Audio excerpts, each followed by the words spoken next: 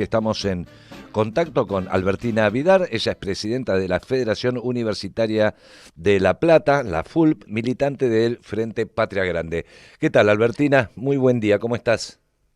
¿Cómo estás, Mario? Buen día. Gracias por la invitación. No, al contrario. Bueno, una reflexión de cómo se fueron sucediendo los hechos, ¿no? Y el protagonismo, la centralidad, mejor dicho, que fue tomando el movimiento estudiantil respecto de esta situación.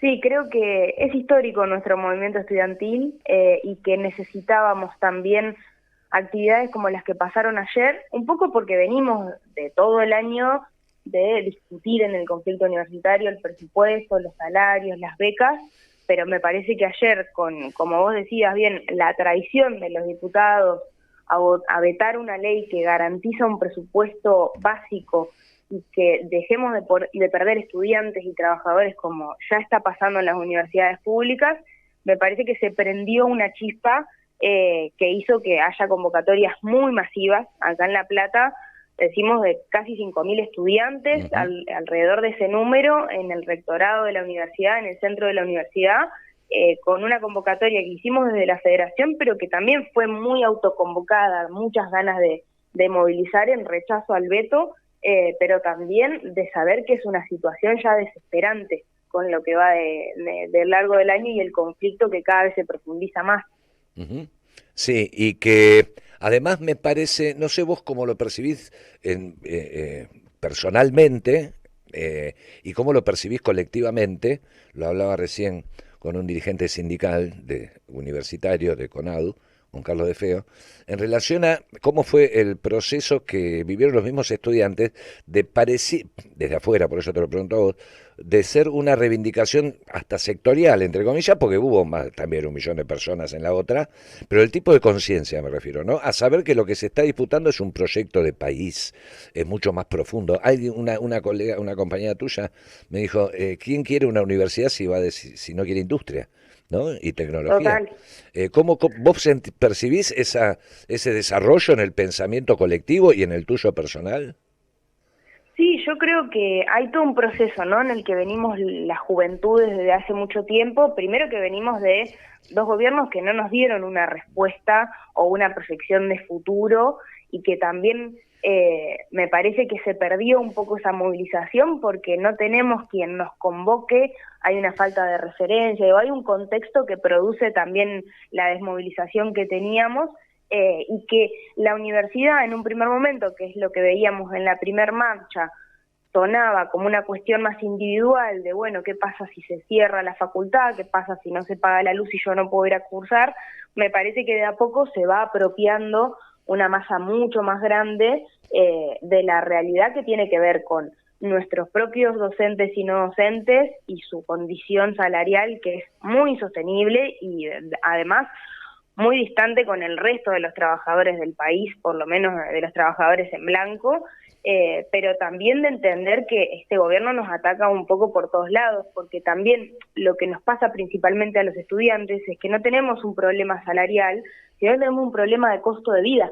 Y eso Además. también se nota mucho, cómo sube el colectivo y es más difícil quienes se toman 2, 3 colectivos llegar a las facultades, como acá en la Universidad de La Plata, por ejemplo, que tenemos muchísimos estudiantes del interior, yo de hecho soy del interior, es muy difícil sostener un alquiler y vivir acá.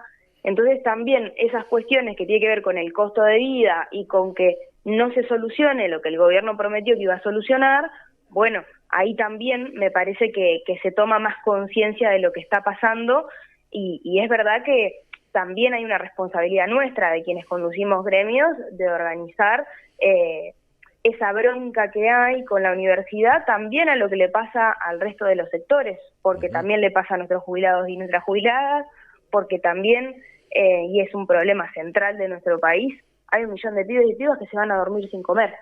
Y también nosotros tenemos que ser parte de esas luchas más colectivas y entender que no nos sirve para nada si solo defendemos y ganamos en lo nuestro. No, desde ya. Porque aparte está íntimamente vinculado, o mejor dicho, es parte de un proyecto de nación, ¿no? Totalmente. Y por eso también acá estamos mucho con ese debate de, bueno, más allá del presupuesto, de los salarios, ¿qué implica la universidad para la sociedad? porque también es la universidad que hace muchos años que discutimos, que construimos. Acá en La Plata, por ejemplo, la universidad pública tiene una fábrica de alimentos deshidratados que hoy articula con las organizaciones sociales de toda la región, no solo de La Plata, para proveer de alimento a quienes lo necesitan, para hacer ollas populares. Digo, eso también es la universidad pública y lo que defendemos. Bueno. Entonces, por eso es importante discutirlo en un marco más amplio, que es el proyecto de país que tenemos y lo único que hace a nuestro país también la universidad pública. Claro. Bueno, eso es lo que atacan, justamente. Esas articulaciones, ¿no? Porque además no hay universitario que haya pasado por la universidad pública, no importa de dónde, que no tenga su camiseta, que no tenga su identidad. En cambio, en la privada pasás a ser un cliente y uno no suele ponerse la camiseta, ¿no? Del negocio.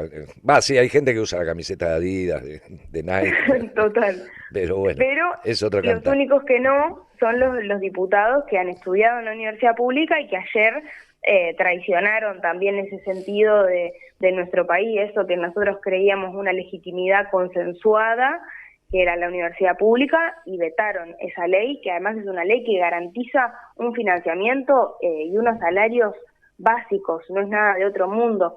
Por eso también es muy peligroso muchos de los discursos que hay en la universidad. Nosotros lo vemos también con esta cuestión del déficit y del gobierno, que parece que solo tiene un Excel en el que ve números en vez de ver qué es lo que le pasa efectivamente a la gente, y que parece que es un problema cuando no lo es, no es un problema presupuestario. No, claro. Vemos que es algo mínimo y que eso se podría saldar, eso, la salud y cuantas otras cosas más, con los impuestos que no están pagando los más ricos de nuestro país. Claro. Entonces también es claramente un proyecto de país, y se ve en la política, pero se ve también en la batalla cultural que están dando. Por eso para nosotros es importante cómo discutimos eso con los estudiantes y poco a poco cómo se suman también a ese debate y son parte. Por eso ayer fue tan importante, porque realmente veíamos estudiantes que se sumaban y que no tenían que ver ni con las organizaciones, ni mucho menos, sino que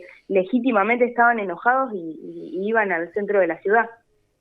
Vos sabés que ayer, te lo quiero preguntar desde adentro, ¿no? Porque me impactó mucho y te voy a ser muy honesto. Hacemos desde Radiográfica la cobertura en la calle, me toca. Y cuando salió el veto, que todo el mundo estaba preparado para que hubiera quilombo, ¿viste? Cuando salió la ratificación del veto, los cronistas que estamos ahí nos quedamos mirando porque vimos un retiro silencioso y ordenado de todos los centros de estudiantes. Dije, tanto así que me fui a comer una pizza, ¿viste? Porque no quedó prácticamente nadie, muy poco, algunos sectores de partidos de izquierda, ¿viste? Y me gusta reflexionar esto con vos.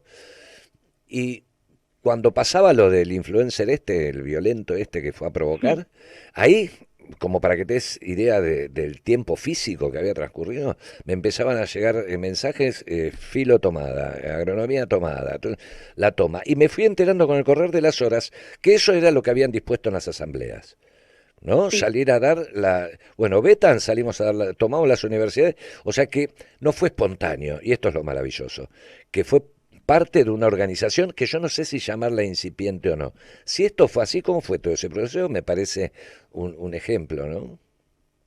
Acá en La Plata, por ejemplo, al no haber paro, sí pudimos hacer una concentración desde temprano para poder escuchar a los diputados y a las diputadas y para ver qué pasaba con el veto, y en una primera instancia la verdad que fue un golpe muy duro para estudiantes y docentes que estábamos ahí. De hecho, había muchos estudiantes llorando porque entendían y dimensionaban lo que implicaban que la ley no se apruebe, porque no hay soluciones, no hay propuestas ahora, y además porque tenemos algo que no pasa hace muchísimo tiempo en nuestro país, que es un gobierno que ni siquiera discute con los gremios y con las universidades, que no abre el diálogo.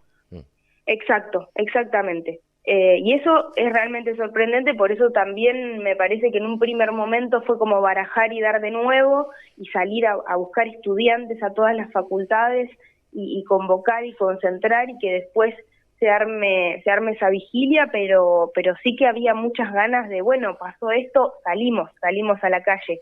Y ahora, me parece que eso marca también un cambio de etapa en este conflicto, porque se prendió esta chispa de querer organizarse y de saber que tenemos la capacidad, que realmente siempre el movimiento estudiantil fue una punta de lanza en nuestro país, y es una responsabilidad que nos toca, no solo por la universidad, sino también como jóvenes. Digo, si nosotros no estamos dispuestos a construir el futuro que nos merecemos, y pocos lo van a hacer, entonces tenemos esa necesidad de hacerlo, y eso ayer se entendió y se sentía también esa mística y esa emoción de tener ganas de organizarse y de luchar, que creo que hacía mucho no pasaba, por lo menos tan masivamente, ¿no? Y que es muy emocionante, de verdad. Ujú. Verdaderamente, y pareciéramos ser testigos de una época en la que se retoma, ¿no? Una tradición universitaria de lucha. Y antes de despedirte, ¿cómo sigue esto, por lo menos en la Nacional de La Plata, en términos de acciones que están discutiendo, asambleas, cómo continúa? Hoy nos juntamos con el Frente Gremial Local, además de que se junta el Nacional, a tomar nuestras propias definiciones y ver cuáles son las que vamos a seguir del Frente Nacional. Vamos a arrancar la semana que viene con asambleas en las facultades, probablemente una asamblea interfacultades, pensar en una movilización local, hacer un camino, entendiendo que tampoco podemos desgastar el conflicto y desgastarnos nosotros, sino que tenemos que hacer actividades masivas, concretas, pero también que va para largo, ¿no? Porque después de la ley va a ser muy difícil y vamos a tener que simplemente responder con organización. Venimos de mucha resistencia, me parece, este año, y tenemos que pasar un poco a la ofensiva, y es lo que está pasando también con las tomas, con las asambleas, y con la movilización tan masiva en todos lados. Por eso vamos hoy a la tarde a trazar ese plan de lucha de acá a las próximas semanas de mínima, pero también para seguir todo el año en esa misma sintonía, porque ya es insostenible. Ya vemos cómo hay estudiantes que dejaron las facultades y cómo hay docentes que ya no les sirve más trabajar en la universidad pública y que se buscan otros trabajos o que se van de la universidad, y eso también ataca nuestra calidad educativa. Por eso, bueno, hoy vamos a definir un poco cómo progresivamente ordenamos todas esas actividades para seguir activos y para seguir sumando gente a esta movilización, porque realmente tenemos que estar todos. Ujú. Che, ¿y notaste durante estos meses de pelea más intensa, en las discusiones con compañeros, compañeras, que hubieran allí libertarios o que no libertarios, gente que votó Milei con alguna expectativa, que esté cambiando de opinión, que esté revisando su decisión, que esté siendo crítico, y que se haya sumado a la lucha? Mucho, mucho. Creo que en la universidad un poco es un hasta acá, como que bueno, con esto no se jode. Y también quienes cambiaron, porque yo creo que hay quienes están por ahí más convencidos de un proyecto, a veces de una manera muy contradictoria estudiando en la universidad pública, pero que están más convencidos, y después quienes, repito, para mí hay una falta de propuesta de los últimos gobiernos hacia las juventudes que hizo que muchos voten un cambio y algo nuevo, pero realmente el gobierno hizo una estafa electoral. Sí, aparte esto es más viejo, que esto tiene más de 100 años acá.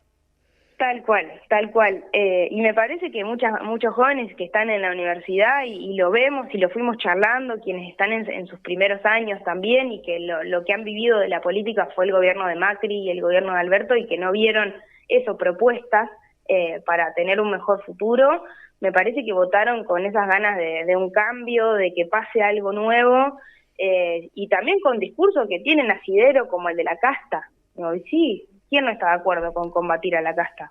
Ahora el tipo se está comiendo un asado con la casta festejando que le pegan a jubilados. No, sí, Entonces, claro. me parece que eso empieza a notarse también. Es nuestra tarea de la militancia, debatirlo, exponerlo, pero sí vemos que los pibes que entraron a la universidad fue cambiando mucho eso. Fue cambiando mucho porque hay cosas con las que no se puede meter, y me parece que la universidad es eso.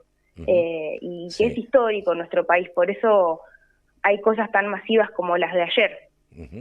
Sí, yo no te quiero comprometer. Vos decías de la casta, ¿no? Y el mismo Milei está demostrando que esa casta, por unos mangos, te traiciona, pero son del otro. Y aparte puedo estar de acuerdo con vos en que fue un desastre el gobierno de Alberto Fernández, incluso tantos otros. Pero se incrementó el número de universidades sobre el final de la gestión y además hubo, creo, si no me equivoco, un incremento en el presupuesto educativo y con un fuerte anclaje en ciencia y técnica.